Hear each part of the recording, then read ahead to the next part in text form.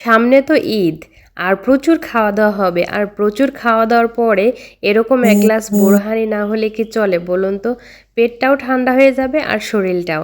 তো এখানে আমি টক দই নিয়ে নিয়েছি। টক দইটা খুব ভালোভাবে ফেটে নিতে হবে। আপনারা যে কোনো ব্র্যান্ডের বা যে কোনো টক দই নিতে পারবেন। তো আমি এই টক দইটাকে এখন একটা চামচ দিয়ে সুন্দর করে একটু ফেটিয়ে নেব।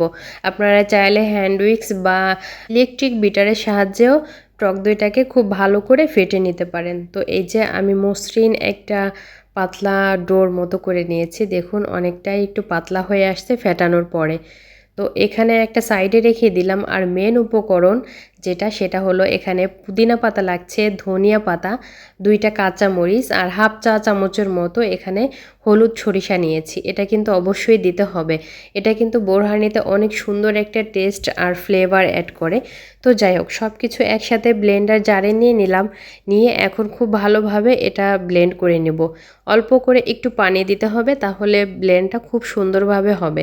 আপনারা কেউ চাইলে এটাকে পাটায়ও বেটে নিতে পারবেন, কিন্তু খুব ভালো করে মিহি করে বেটে নিতে হবে, তাহলে এটা আর ছেঁকে নেওয়ার দরকার হবে না। তো আমি যেহেতু মিহি করে বেটেছি তাই আর ছেঁকলাম না। তো এখানে আমি টালা জিরা গুঁড়া দিয়ে দিলাম টক দইয়ের ভেতরে। আর স্বাদ মতো বিট লবণ দিয়েছি, 1 চা চামচের মতো চিনি দিয়েছি এখানে। টেস্টের উপর নির্ভর করে এগুলো কম বেশি দেয়া যাবে। আর আগের থেকে যে ধনিয়া পাতা পুদিনা পাতার একটা সস তৈরি করে রেখেছিলাম সেটা দিয়ে দিলাম। দিয়ে এখন চামচ দিয়ে খুব ভালোভাবে এই দইয়ের সাথে মিশিয়ে নিতে হবে। এই দেখুন আমার বোরহানি কিন্তু একদম তৈরি হয়ে গেছে।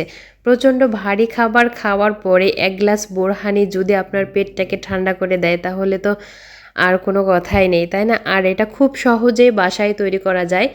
খুবই কম উপকরণ লাগে এটা তৈরি করতে। তো এই যে আমার বোরহানি তৈরি হয়ে গেছে। রেসিপিটি ভালো লাগলে অবশ্যই লাইক, শেয়ার, কমেন্ট করতে ভুলবেন না। আজকের মতো বিদায় নিচ্ছি। সবাই ভালো থাকবেন। আর